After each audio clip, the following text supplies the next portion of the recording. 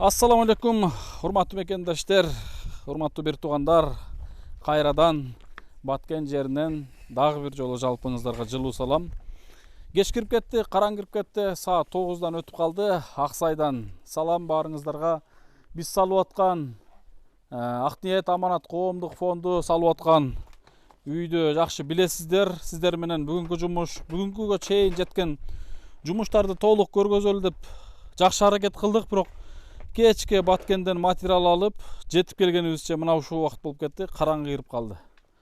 Бирок кичине болсо да көрүнүп аткандыр, мынакей азыр стропилаларын тикелеп, рейкаларын кагып бүтүп калды. Бүгүн биз лист тиникелерин алып келдик. Мына мен азыр жанымда турган мынакей тиникелерди түшүрүп, тамдын чатырына үстүн жаба турган толугу менен тинике жете тургандай тинике алынды. Андан сырткары момундай ак лист. Бул ак лист менен коридорун, анан таштамай алдыга 40 см чыккан өстүрмөлөрүн бүт баарын обшивка кылат. Мына ушундай. Андан сырткары бул портердин ичинде жакыныраак келип көрүп коелу. Эмне материалдар бар? Мен буга чейин жүктөп атканда баардыгын айткам. МДФтер, 250 метрден ашык рейка бүт потологуна жете тургандагыдай. Үйдүн эшиктери баардыгына жете тургандагыдай. Астында гипсокартон, родбанк, шпаклевка, момундай саморез, майда чүйдө ушундайлар аябай акча болот экен чындыгындачы. Могу пена, креплениялары мынакей. Жана мынакей уста акебиз жаныбызда турат. Жанагы эмени момундай кылат экен да. Түшүндүңүз да. Муну биз айткан нерсе, мынакей муну берсеңиз. Могул нерсе стропилага кармайт. Бул ичине эменин коньоктун ичине эме жолуптун ичине кирет, болду. Бир четин муну стропилага карматасыз, бир четин сиз айткан рейкага могул жагы кармайт. Стропилага кармайт. Немен шифрдин үстүнө чыгат да. Шифрдин астынан бересиз ушуну. Шифрдин астынан немен түшүп кете турган болуп калат. эмне түшүп кете турган? Лоток мындай кышайып. Жок, түшпөйт. Биз ошондой кылдырганбыз да. Муну өзү бир жерде үстүнөн берип койгон экен элек, тинике көрүнүп калган. Кийин деген усталар айтты, ал жерди бошотуп, тиникеге чейин буну бериш керек эле негизи деп, листке чейин жолупту катырып алат экен. Ал жерде баары стропила бар да. Бул мунун ылдыйга сиз айткандай түшүп кетпес үчүн кармайт. Бул жагы башка, ушу эки эле саморез менен кармайт экен болгон. Бул креплениясы, 15 крепления бар. Иштериңиз кандай? Жакшы. Ден соолук. Чарчабай атасызбы? Чарчабай. Кантип атасыз? Сиз экөөбүз элдин астында жагы эле бүтөбүз үйдү деп убада бердик элек. Иште чозулуп кетти го. Я. Мунар аке. Убакыты келсе бүтөт да.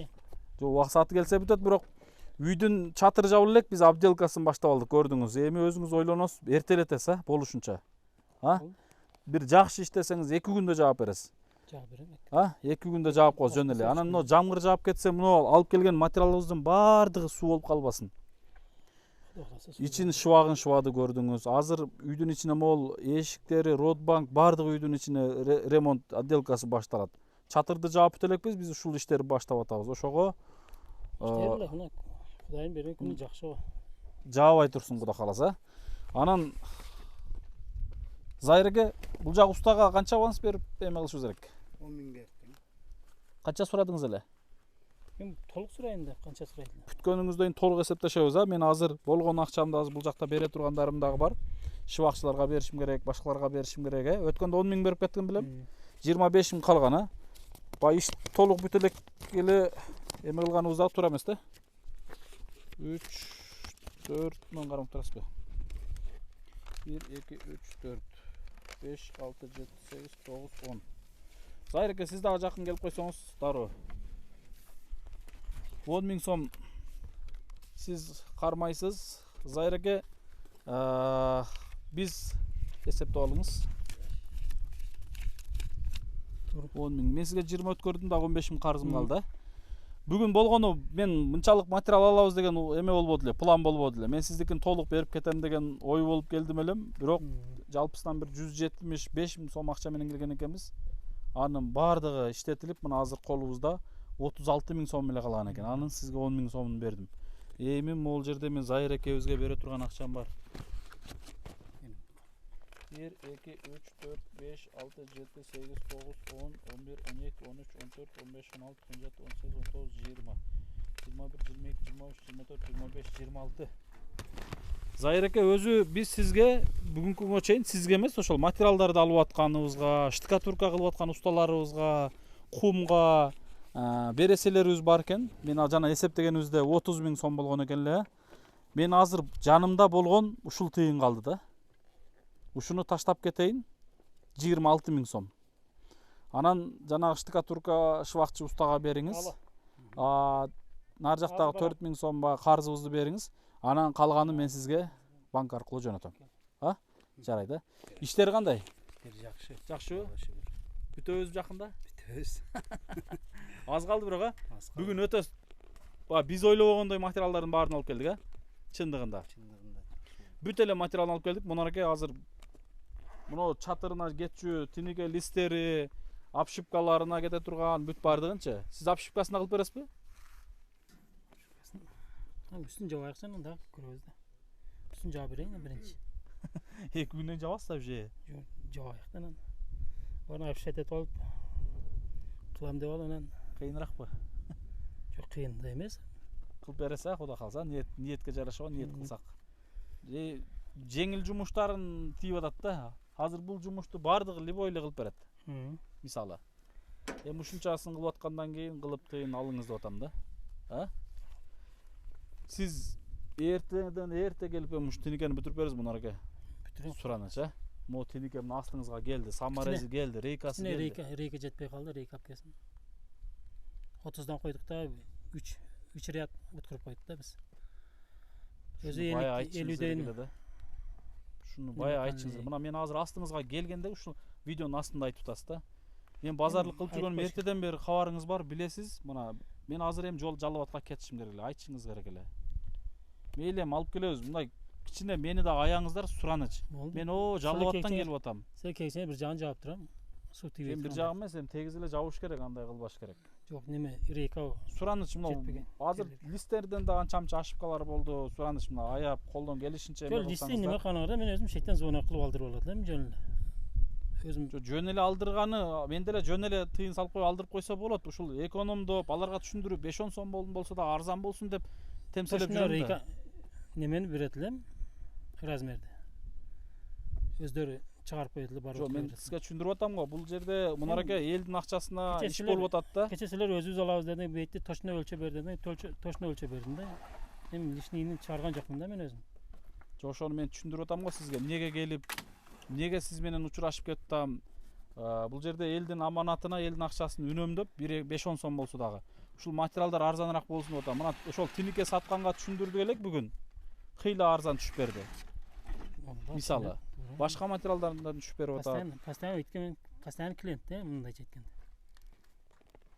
Эртелетейли кыскасы, сураныч, Мунараке эртелетейли. Ишти жоопкерчиликти моюнга алгандан кийин эртелетейли. Бул срогунан өтүп кетти, сураныч аке. Кап өтпөңүз, эртелетейли, элдин иши. Мен жанымда достор, мекендештер, Зайыр аке 1 мүнөткө сиз дагы келип койсоңуз жакшы болот биздин катарыбызгачы. Мен менен жардамдашасыз.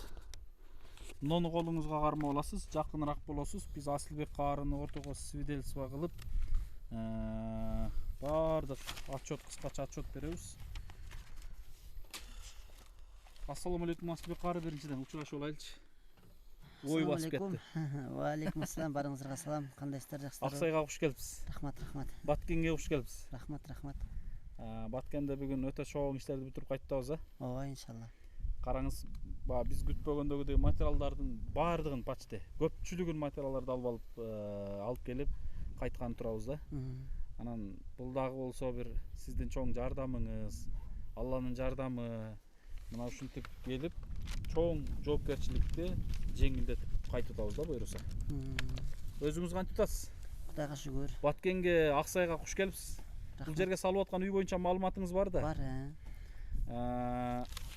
Анда мен могу списоктон кийин сизге сөз берсем, анан сиз биротоло дуа берип, кичине акыл насаатыңызды айтып, эл менен жакшы сөздөр менен бөлүшүп, анан дуа кылсак иншалла, Иншалла. Достор, мекендештер, жакыныраак болобуз. Мен Бүгүн урматтуу мекендештер, мол листиники 75.197 сом.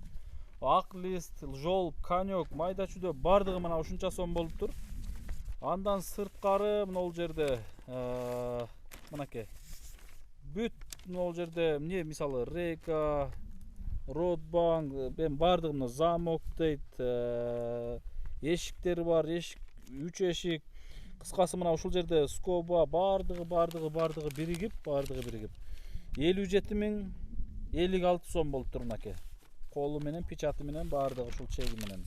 Бүгүн биз ушул материалдарды алдык. Мындан сырткары биз жыгачка 1000 сом, кийин листке дагы бир нерсесине жетпей 1000 сом, 2000 сом иштеттик. Анын чегин албадык а жыгачтын. Мына 2000 сом буга кошобуз. Ошондо достор, биз жалпысынан бүгүн 134.000-35.000 сомдук материал алып келип турбуз.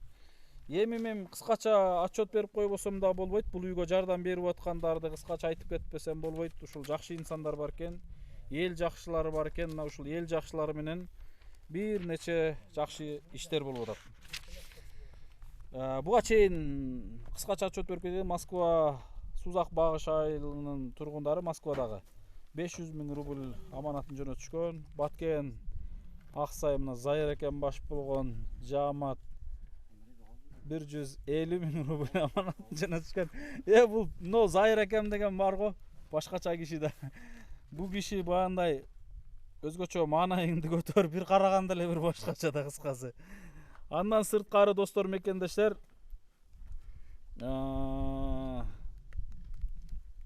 Багыш айыл өкмөтүндөгү октябрь 1 айлы Нур-Султан 63.000 сом берген. Ноокаттан кече Бишкектен Кубанычбек деген акебиз 2 үйүбүзгө 10.000 сомдон жардам берди. Бул жерге 10.000 сом. Германияда Келин шаарындагы Кожобергенова Наргиза эжекебиз монол ушул айнек, пластик айнектери, пластик эшиктерине жалпысынан 50.000 сом акча салган Германиядан. Андан сырткары Тайыр деген ажекебиз бар, биздин Маасыдагы Нокен жеринде ал абабыз Тайыр ажабабыз 250.000 сом аманат таштап кетти. Андан сырткары Кадамжайда Көктала Москвадагы эмгектенген жаштар 90.000 рубль жардамын беришти. Мына ошентип бул иш хейли алдыга жылып атат. Иш боюнча мен кече отчеттөрдүн толук бергем. Азыр караңгыда бир аз ыңгайсыз болуп атат достор. Мен азыркы алып келген материалды түшүндүрдүм. Биз буга чейин мен мындай ооз эки эле айтып кетейин. Кече биз чатырына чейин материалына отчет бердик элек. Андан кийин мына Зайыр экем күбө болуп турат. Стропиласын, рейкасын жалпысынан 50.300 плюс 4.000 карзым бар азыр. 5.700. Чекти берейинби? Чектер бар, а? Болду, туруп туруңуз, азыр алам анан сизден. Андан кийин биз дагы эмне материал алдык андан кийин. Кум түштү, Кумдардын азыр ошол 5.700 ошол карыздарга кошумча деп азыр тыйын бердим сизге Зайыр эке. Ошодон бересиз. Штукатурка, шывакчы усталар түштү, Ошол усталардын мына ичи толугу менен шывагы бүттү. Анан бүгүн достор мекендештер өтө чоң жалпысынан крупный материалдарын бүгүн алып келдик. Мен жалпы расходтун бүгүнкү күнгө чейинки расходтун мен сиздер менен дагы бөлүшөм. Фундаментине жакшы билесиздер, 81.000 расход кеткен. Эмесине стенасына болсо дубалына 400.000ге жакын расход кеткен. Мына чатырына болсо өткөндө биз таштамайына 30, пешкары 10, 40, гарбилдери 27, 67.000. Кече бияк акебиз айтып аткан 55.000 деп атаса 55.700. Мына ошол материал анан бүгүнкү материал. Жалпысынан достор мен итогун сиздерге чыгарып, кийинки келериме толук буйруса отчетун берем. Азыр караңгыда шашылыш ыңгайсызыраак болуп калды. Момундай айтканда, элдин жардамы жалпысынан бизге түшкөн жардам 950.000 сом деп будан 15 күн мурун сиздерге отчет бергем. Мана ошентип Сбербанк картага салып отуруп, урматтуу достор мекендештер, 1 миллион акча чогулган. 1 миллион акчадан 130.000 сомуна биз биринчи үйүбүздүн чатырын ремонттоп бердик. Алтынбек акебиздин. Анан ал үйдөн калган 870.000 сомго бул үйдү баштадык. Мына бул үйдүн фундаментине, стенасына, ушул чатырына, жалпысынан бүгүнкү күнгө чейинки материалдарына, расходуна кетип отуруп 300 000 сом аманат калган болчу достор, мекендаштар. Бүгүн биз 170 000 сом менен келген элек, 175 000 сом менен. Мына ошонун азыр болгонуна материал алып, калганын Зайыр экебизге, устага берип кетип атам. Ошондо бизде дагы бул жакта достор, мекендаштар, 130 000 сом запас акчабыз калды. 130 000 сом акча калды. Эми бул менен бул үйдүн ичи сыртын азыр почти көп эле материал алып келдик. Дагы биз душуна толук сантехниктерин, анан кафелдерин, анан бардык комнаталарына полдорун, анан обойлору калды. Мына ушул иштери калды, анан усталар менен бересебиз калды. Мына ушуларга ошол 130 000 аманатыбыз жетеби, жетпейби, аны алдыда жумуш көргөзөт. Ал чындыгында жетпейт. Мен дагы учурдан пайдаланып сиздерге кайрылам. Келиңиздер, ушул үй аягына чыкканча жардам бериңиздер. Аягына толук чыгып коелу. Мен ойлогом да бул үйдү бир 1 миллионго жөн эле бүтүрсөк керек деп. Өкмөттүн салып аткан үйлөрүнө 2 миллиондон ашык стоимость чыгарганда мен таң калдым эле, ушунча да кетеби деп. Чындыгында бирок Баткенге алгачкы ирет стройка кылып көрүп атабыз. Өтө кымбатчылык экен, строй материал кымбат экен. Bir kirpич бул жерге келип, анан уста акысы менен бүтүшү 15 сомдон тура келди. Мына мындай эле эстеңиздер. Bir kirpич 15 сомдон момундай айтканда коюлду стенага. А былтыры биз муктаждар комплексинде 5 сомго алып, 2,5-3 сомдон эле койгонбуз. 8 сомдон бүтүп аткан. Мынакей салыштырыңыздар. Ошон үчүн бир кыйла расход кетип калды. Кудай кааласа бирок аягына чыгабыз. Эл бар экен, журт бар экен. Эл жакшылары менен аягына чыгабыз иншалла. Асылбек Карыген. Иншалла. Ойлонуп калдыңыз го? Стройка. Бүгүн кечке биз менен жүрүп кыйла чарчадыңыз, а? Жок, чарчаган жокмун. Эми Асылбек Карыген биз кудай кааласа мынакей азыр кыйла материалдарды алып берип кайра жолго чыкканы турабыз. Бул иш менен кыйла алдыга жылып турат. Полуна, обоюна чейин, кафелине, сантехникке чейин жумуштар болуп турат, а Зайыр эке. Кудай кааласа иштерибиз алдыга жылып турат. Кыскасы усталар мындай материалдан задержка болбойт да. Мына ушундай эли журтубуз менен эми бир жакшы эко сөзүңүздү бөлүшүп, анан бир жалпы ушул үйгө жардамын берген, кол сунган бир туугандарыбызга бир сонун дуа бериңиз. Ассаламу алейкум, урматтуу мекендештер, барыңыздарга салам. Кандайсыздар, жакшысыздарбы? Барыңыздар үй бүлөңүздөр тынчпы? Аман эсен жүрөсүздарбы? Чынында ушундай эр азамат патриотторубуз чыгып, ар бир муктажды бирден үйлүү кылсак деле, ошондо бизде муктаждар бир аз азаят эле да. Ушул мен ойлойм, эл журттун мигрантчылыктын курбанчылыгы ушул муктаждардын бир адамдын путуна турушуна себеп болуп атат. Канчалаган инсандар балдарын сагынып иштеп жүрөт Россияда, канчалаган балдар ата энесин сагынып биякта кусабалы ыйлап жүрөт. Ошол ар бирибиздин көз жашыбыздын урматында мына бирден муктажга Кудай таалам үй насип кылып атат да. Демек биздин жүргөнүбүз деле жакшылык экенин билишибиз керек.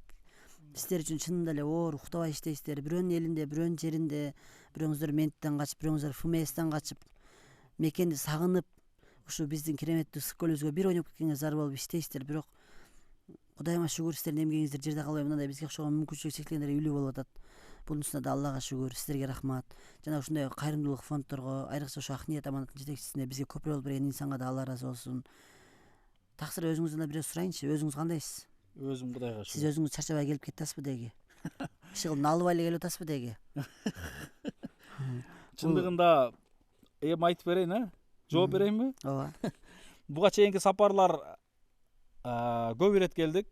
Мына ушул биринчи келгенибиз. Эми буга чейин Баткенге келип жүргөнбүз, бирок быйылкы эсепте ушул кечээки нарын быйыл жазга маал сонун иштерибизди баштадык элек. Чек арада жайгашкан областтарды, элди кабар алып, ошол элге жардам берип кайтайлы. Айрыкча ушул Баткен, Нарын, Ысык көл, мына ушул чек арага жакын жайгашкан алыскы райондордогу элибизден кабар алып жардам берели деп, алгач жумушубузду Ысык көлдөн, Нарындан баштап келатып, анан Баткенге сапар алган маалда ушул окуя болуп кетти да, тажиктер менен. Кечээки кагылыш болуп кетти. Биз итак эле бул жака сапарга келатканбыз, бирок ушул сапарыбызга жетпей ушул окуя болуп кетти. Анан мындай окуяда чындыгында бизде үйдө отуруп алуу деген сезим нерсе жок чындыгында.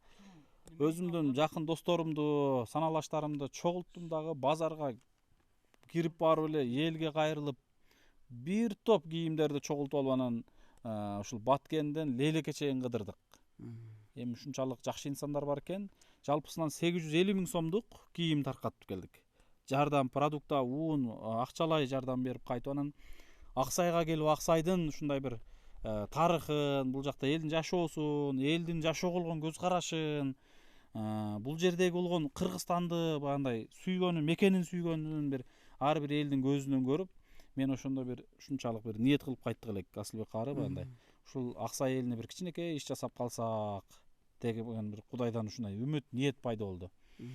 Кетип атканымда үйгө жеткичек сурандым, кайра кайтып келеримче сурандым, Кудайым ушул Аксай жерине бир кичинекей болсо да бир жумуш жасап калайлычы, бир из калсынчы бизден деп. Кудайга шүгүрлөр болсун, мына ушинтип 2 үйгө Алла Таала бизди себепкер кылды. Мына ошол иш башталгандан бери таксырым келип кетип атабыз. Сиз менен алгачкы ирет Баткенге келип атам. Буга чейин жакшы инсандар менен келдик. Досубуз, акыретик досубуз, Төкмө акын белгилүү Идрис Айтбаев досубуз менен келдик. Ушул иштин башталышында катлабаз алып, мына ошол достубуздун азыр Египетте жүргөнүн сезип, жоктугун сезип, медер сиз жалгыз эмессиз. Мына мен деле сиздин досуңузмун деп, мына азыр сиз жанымда коштоп келдиңиз. Айла жок, сизди эстип алдым десеңиз. Кыскасы, сиз менен бул сапар өзгөчө сапар болду. Узак сапар, узак жол кыска болду да. Бүгүнкү иш мындай айтканда эч кандай кыйынчылыксыз болду иншалла. Мына ушундай. Ошондой урматтуу мекендештер, айылдашына күйгөн инсандар да бар экен. Мына Заира акабыз аябай патриот экен. Чынында мүмкүнчүлүгү чектелген бир тууганыбыз муктаж, айылдашым, жердешим деп баягы коёнду камыш өлтүрөт, жигит намыс өлтүрөт демекчи. Эртеден бери ушу ака убарада биз менен Тынчтык ака менен, Тасын ака менен Заира ака.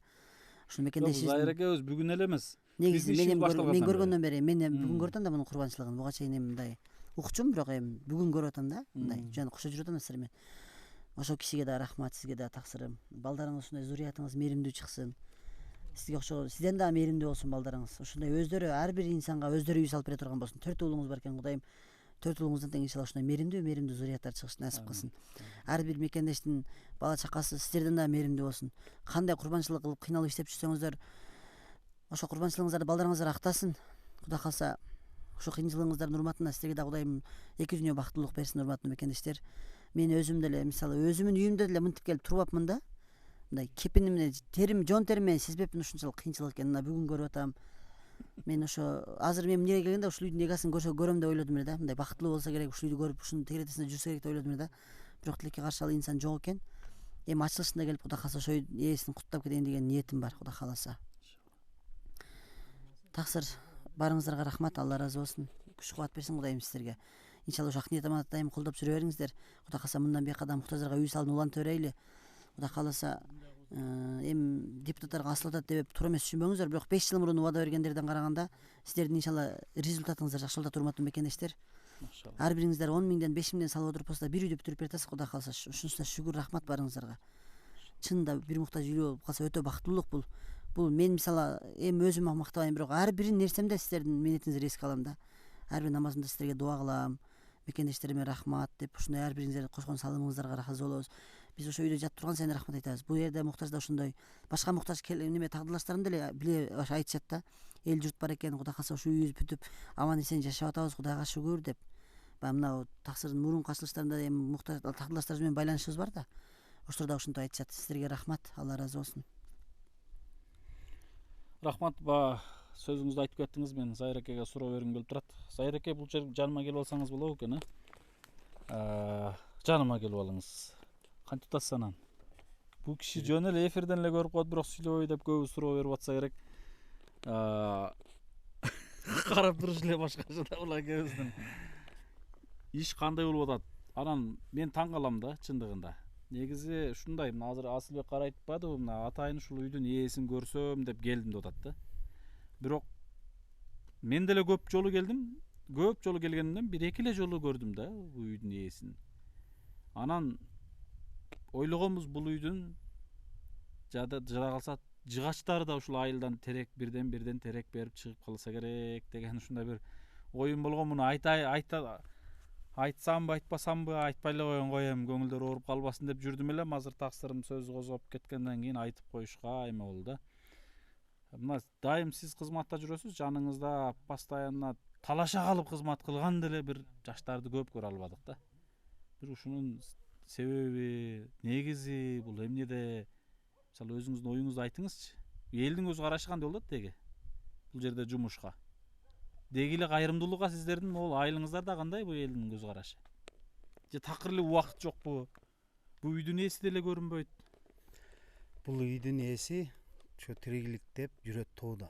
Өзү Элдин малын багып, элдин малын багып, бала чакасы менен семейный тоодо жүрөт. Эми ал келе албайт. Ушул үй бүткөндө келип жашап калса жакшы эми. Бирок мындай да, Зайыр эке туура айтасыз. Азыр элге дагы бир туура түшүндүрүп кетишим керек. Бир күнү бир эжеге жалап аткан үй салып атабыз. Достор, видео узак болуп атат, бирок көрүңүздөр, маанилүү видео болуп атат. Ошол эжебизге сүйүнүп, кубанып, кирпич түшүрүп, ошол жердеги жумушту көрүп, баягында аракет кылып атат да, ошол жерде сүйүнүп, кубанып ошол жерде жүрүп атсана мен тамашалап, ошол жерде эки ооз сөзүмдү кошо калдым да. Эже бу эмне кирпич түшүрүп атышат го балдар, чаң болбой биякта эле отурбайсызбы дегендей тамаша сөзүмдү айтсам, бир көңүлдү ооруткан инсандар комментарий жазып атат да. Мына ошондой инсандарга мен айтаар элем, мына азыр Асылбек кары да айтып атат. Мындай иш болуп атканда жон териң менен көрүп турушуң керек да. Өзүң кыйналып салбасаң дагы бирок кандай кыйынчылык менен бул үй бүтүп атат билип туруш керек. Себеби кийин ошонун кадырына жетет да. Эмне дедиңиз таксырым? Туурабы? Ошон үчүн бул жерде мына Зайыр экебизге окшогон, бу жерде усталар иштеп атат. Мына Зайыр экебиз болсо бир суу издеп кетет, бир свет издеп кетет, бир жыгач издеп кетет. Эми биздин жоктугубузду билдирбей атат момундай айткандачы. Мен бул кишиге момундай айтканда портерине солярка да куюп бере алган жокмун кээде. Кээде куюп берип атабыз, кээде жок. Солярка куюп беришибиз мүмкүн, бирок могул кара курсагына эчтеке куюп бергенибиз жок да.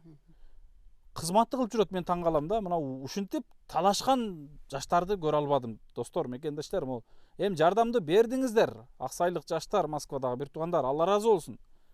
Мекендештер, мен сиздерге бир нерсени айта кетейин. Бир Аксайдын элине эмес, жалпы бир туугандарыбызга бул тийиштүү. Эми сөз узак болуп калды.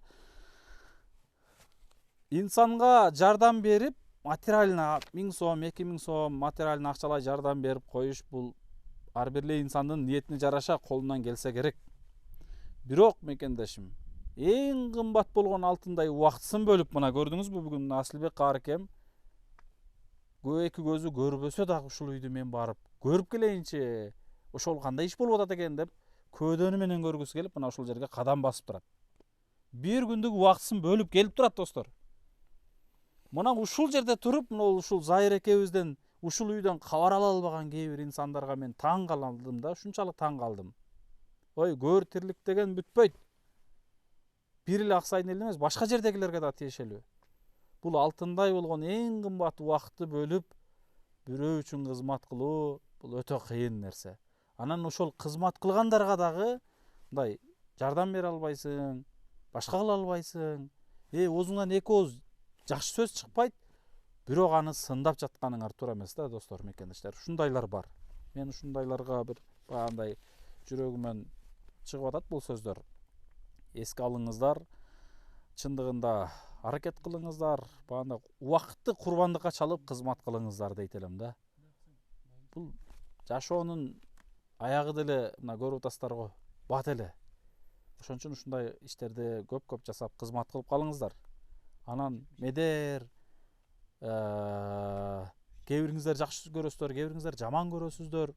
Кээ бириңиздер сындап киресиздер, кийим кечек жүргөн башка турганыңа чейин сындап киресиздер. Жалгыз жүргөнүңө чейин сындап киресиздер. Ушул жалгыз жүргөнүбүздүн дагы бирден бир себеби ушул дүйнөбүз, өмүрүбүздүн аягына чейин бир жакшы иштерди жасап калсак деген аракет, достор. Ошон үчүн баарыңыздар аракет кылыңыздар дейт элем. Кудай кааласа аягына чыгабыз эми, Зайыр эке. Сизге Кудайым күч кубат берсин. Чындыгында жакшы инсан экенсиз, көңүлүңүз, жүрөгүңүз, мындай орусча айтканда душаңыз, ички жан дүйнөңүз таза инсан экенсиз. Сиз камсанабаңыз. Мына азыр материалды өзүбүз түшүрдүк, сиздер түшүрдүңүздөр. Таң калганым ушу даяр келген материалда түшүрүш койгон бир эки бала келбеген, ушунчалык таң калам да. Караңызчы. Эми бул күндөр да өтөт. Эртең арман кылган да күндөр келет. Кудай кааласа аз калды. Кыйынчылыгынан өттүк, жеңилине жеттик, буюрса. Буюрса жакын күндөрдө бул үйдүн ачкычын тапшырабыз. Бүгүн биз ак үйдөгү жакшы инсандар менен сүйлөштүк. Эми атын айтпай эле коеюн, саясатташып кетпесин. Кудай кааласа бул жерге жакшы салымын да кошуп, ачылышына дагы келе турган убадасын берди. Мына бул деген көңүл буруу деген да, иншалла буюрса. Анан дагы бир жакшы пландарыбыз бар. Аны алдын ала айтпай эле турайын. Сизге рахмат аке, Алла разы болсун. Сиздерге да Алла разы болсун. Таксырым эми сөз көп болуп кетти. Кеңиз эми бир жакшы дуаңызды бериңиз. Азыр сөздөрүм аша чабып кеткендик болбодумбу? Жок, жакшы эле. Жок, жакшы эле деп койдуңузбу? Жакшы болот эми, болот. Эми мындай да, бандай кээде жарылат экенсиң да ушундай. Атайлап сүйлөбөйсүң, кээде ушундай баягы көдөнүңдө сакталып, кээде бул сөздөр чыгат экен да. Ушундай нерсе экен. Жалпы эли журтубузга ушул жерге салым кошкон бир туугандарыбызга бир сонун дуа бериңиз эми. Кеңиздер. Амин. Кудай Таалам сиздердин ыхсандарыңызды кабыл кылган болсун. Чынында эле айттым го, ошо башка түшүңүздөр бир муктаждын үйүнө турушуна себеп болуп атасыздар, Кудай калса. Бул дагы бир эмгек. Бунун үзүрүн качандыр бир убакта көрөсүздөр иншалла. Сиздер болсо Кудайым балдарыңыздарга, небереңиздерге ушул зурятыңыздардын бирөөсү баары бир кандайдыр себеп менен Кудай берет иншалла. Бул нерсеге ишениңиздер. Кудай калса ушу зурятыңыздар мээримдүү чыксын. Кыргызстанда эч кандай муктаж болбосун. Кудайым баарыбызга хидаят берсин, жүрөгүбүзгө нур берсин. Аллах Таалам өзүн таануучулардан кылсын. Аллах Таалам бир кун фая кун деген нерсеси менен бизге таанытып койгон кадыр зат. Бирок Аллах Таалам бизди сыноо үчүн жараткан. Биз сыноо үчүн жаралганбыз. Эркти Кудайым өзүбүзгө берген. Кудай Таалам жакшы инсан болушту насип кылсын. Аллах Таалам ар бир амалыбызды өзү ыраазы болуп тургандарды кылган болсун. Кадамдарыбызга Аллах Таалам хасанаттар жазган болсун. Ар бир тапканыбызга Аллах береке берсин. Бир мумунсундарга берсек бизге Кудай Таалам 10 эсе кылып берсин иншалла. Эки дүйнө бактылык берсин. Роббана атина фид дуния хасана ва фил ахирати хасана ва кина азабан нар. Аллах разы болсун баарыңыздарга. Рахмат таксырым, Алла разы болсун. Урматтуу мекендештер, бүгүн өзгөчө инсандын эки көзү көрбөсө дагы көкүрөк сезим менен дүйнөнү көрүп турган Асылбек каары досубуздун дуасын алып берели деп мына ушул Аксай элине келип турабыз. Жалпы ушул үйгө салым кошкон, жардам берген бир туугандарыбыз, мекендештерибиз, жардам берем деп жардам бере албай калгандардан, материалдык, моралдык жактан колдоп жардам берип аткан бир туугандарыбызга Каарыкемдин дуасын Аллах Таалам кабыл кылган болсун. Сиздер үчүн бул дуа болду иншалла. Дагы да аракет кылыңыздар.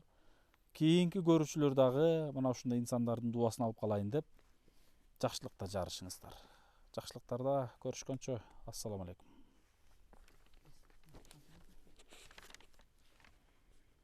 Эми төлкөрөйм.